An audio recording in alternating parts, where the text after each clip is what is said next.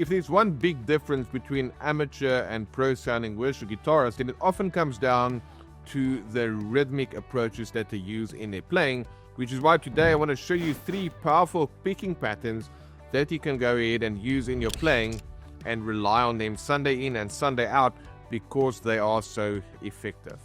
Now, the whole idea behind this is it's not so much what you play, but more about how you play it. And one of the elements that you use in your playing is when it comes to your phrasing. So your phrasing is one of those fundamental elements in your playing as it relates to how you're going to go ahead and play a part.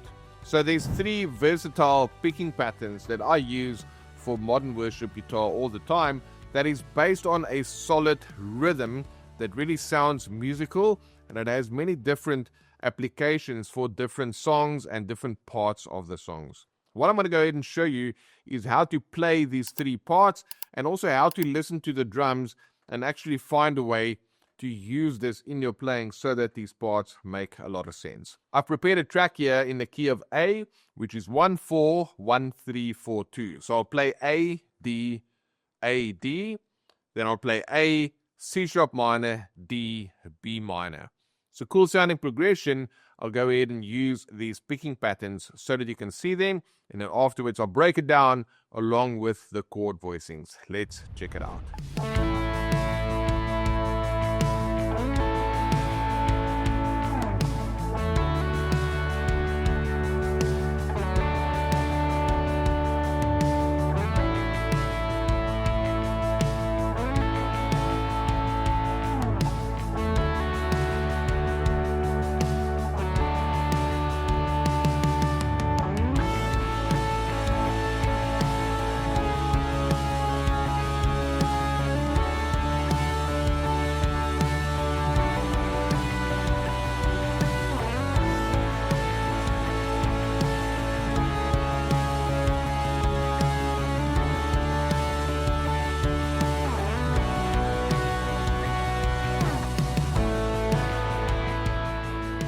Alright, so I used 2 of the 3 patterns that we'll be checking out in this video. The first pattern is simply playing 2 notes, but with a very specific way in which I phrase it, specifically as it relates to the rhythmic pattern that I'm using there. So I'm playing 1, 2, 3, 4, a 1, 2, 3, 4, a 1, 2, 3, 4. So that's the essence of the rhythm. Instead of playing on beat 1, I start on the 16th note before that beat. So it's going to be 1, 2, 3, 4. A 1, 2, 3, 4. A 1, 2, 3, 4. A 1, 2, 3, 4. A 1, 2, 3, 4. That is such a simple rhythmic pattern, but it is really solid to create both rhythmic interest because it starts on that 16th note of the previous bar, so it's slightly syncopated in a sense, but it also does a great job of just outlining the chords throughout. Now, I've been using what we call our 4-2 dyad voicings. We've got a video that shows you how to play any major chord using just 3 simple shapes. In fact, any major or minor chord, which is what I'm using in this song over here. Now, when you play this, you want to go ahead and map out the chords you're playing over. So I've got A, and I can also play A over there. Then I have D, and I can play D down there, or I can play D and D up there. So just map out your chords. You don't need to change the shapes like I'm doing. I'm just doing it because we play C for 2 bars. In this case, actually A for 2 bars. And then we go ahead and play D for 2 bars. So I'm playing a 1, 2, 3, 4, a 1, 2, 3, 4, a 1, 2, 3, 4, a 1, 2, 3, 4. Don't discount the simplicity of this pattern. This is a pattern that beautifully and tastefully fills the space when you play in a worship setting. Of course, I've got a nice ambient tone over here, which is using a lot of delay and so forth, and we've got a video in the description that breaks down my exact tone. If you want to go ahead and learn more about that, feel free to click that link after this video. But that's my rhythm. And you can do that on any chords. In fact, I can play the A like this. A 1, 2, 3, 4. A 1, 2, 3, 4. A 1, 2, 3, 4. A 1, 3, 4. So that a 1, you can pick that in any way, shape, or form. I really like to use this with those 4/2 dyads, and you can see me do this. A 1, 2, 3, 4. A 1, 2, 3, 4. Something interesting happens when I play it like this. A 1, 2, 3. Do you see what happened there? Is I'm playing a D chord, which is what I'm going to, but instead of playing a 1, 2, just by picking those 2 notes, a 1, 2, 3, 4, I do it like this. A 1, 2, 3, 4. A 1, 2, 3, 4. So that just gives me a nice embellishment.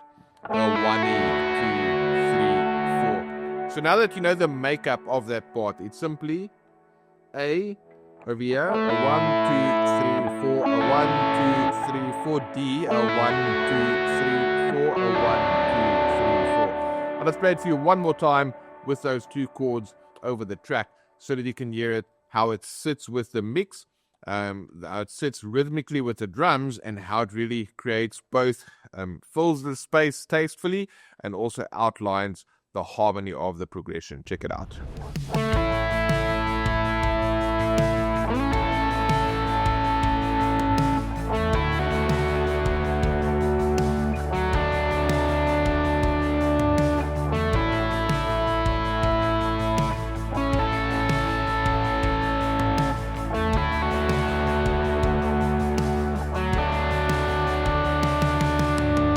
Alright, so that's the essence of that pattern. A 1, 2, 3, 4, a 1, 2, 3, 4. Now, sometimes the song obviously builds, and you don't want to just play that the whole time, because you want to have some dynamic range at your disposal when it comes to building the song into different parts. So for that, I use the second picking pattern, which is simply an 8th note pattern. So I'm just playing 1 and 2 and 3 and 4, and it really can't get any simpler than that. But that 1 and 2 and 3 and 4 and pattern sounded like this.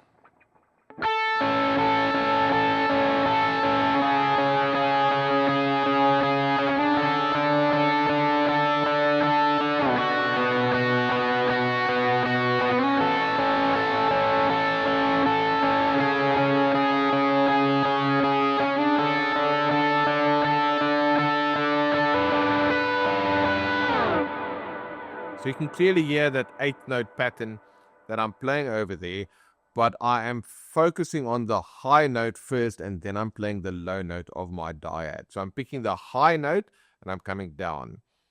That contour of that picking pattern is what I repeat over and over. So I'm going high, low, high, low, high, low, high, low the whole time. And then I can play that anywhere on the guitar neck.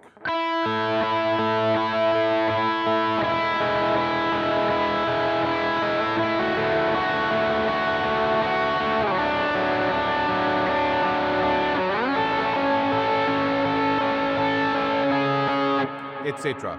Now, in this particular part that I'm playing, this track, there's a very syncopated drum groove that's being played over there. So when I use a repetitive picking pattern like that, it really outlines the chords in a nice way, and kind of ties things together, while the drums might be playing something that is more syncopated. So when you learn how to use these picking patterns, like I said, you can fill the space tastefully, and you can also create some momentum through varying these patterns. That's exactly what I did in this first example. I just played a 1, 2, 3, 4, a 1, 2, 3, 4, a 1, 2, 3, 4, a 1, 2, 3, 4. So I leave lots of space. And then when the song builds to the next part, where the chords are now changing 1 chord per beat, then I added the 1 and 2 and 3 and 4 and 1 and 2 and 3 and 4 and... It's very much, you'll see piano players do this a lot, where they go high, low, high, low, high, low, high, low, and they just kind of pick out 2 notes between the different chord shapes. And when you can actually use notes that are in both of the chords, those common tones also goes and adds some nice flavor to your playing. So I'll go ahead and play that for you one more time with both of these parts so you can see them in action. And then after that, I'll show you the third and final picking pattern, which works across a range of different songs as well. Let's check it out.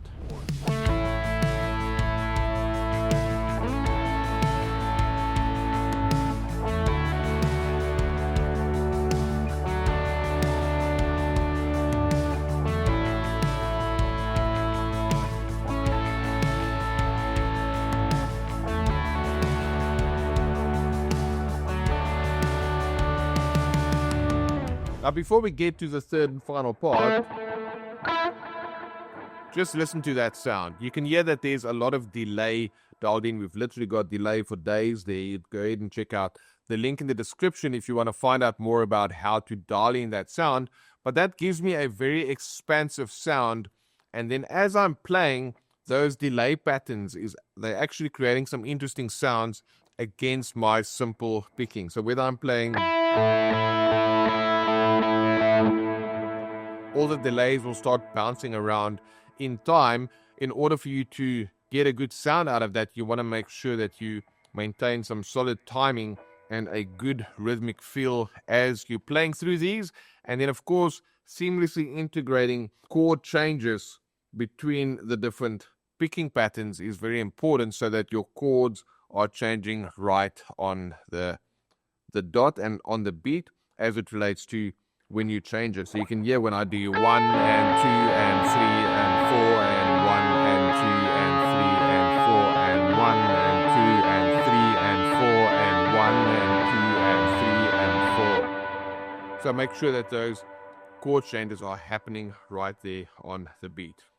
Now, sometimes you want something that is a little bit more open sounding. Well, this is what this third and final picking pattern is all about. Let me play that for you with the progression, and then afterwards we'll break that down.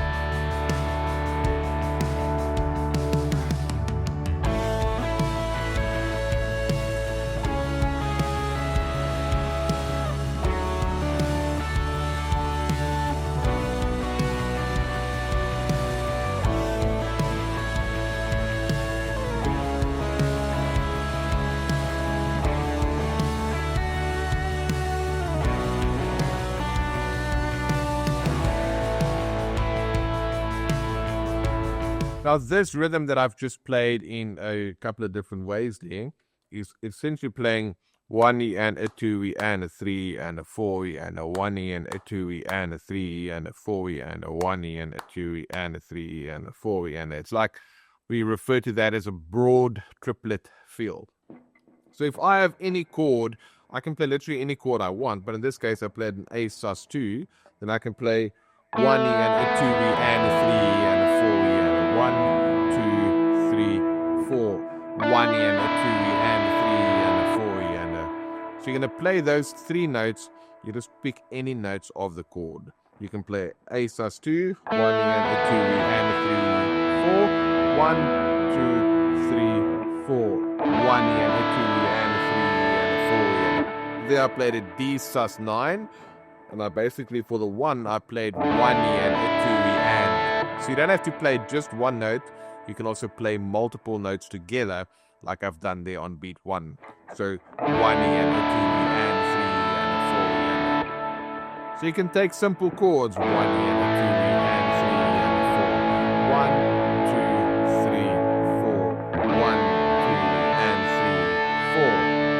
3, 4. Just play that same pattern. It's a really cool pattern, even if I just play it on a single note. 1E and a 2E and a 3E and a 4E and a 1E and a 2E and a 3E and a 4E and a 1E and a 2E and a 3E and a 4E and a 1E and a 2E and a 3E and a 4E and a. That rhythm sounds very cool whether you play it as single notes or whether you play it within chords. And then when the chords change to A, C sharp minor, D, B minor, I opted for open triads. So 1E and a 2E and a 3E and a 4E and a 1E and a 2E and a 3E and a 4E and a 1E and a 2E and a 3E and a 4E and a 1E and a 2E and a 3E and a 4E and a 1E and a 2E and a 3E, 4E and a 1E and a 2E and a 3E and a 4E and a 1E and a 2E and a 3E and a 4E and a 1E and a 2E and a 3E and a 4E and a 1. So I'm just showing you, it's not so much the lesson about the actual shapes that I'm using there, even though they're on screen and you can see them.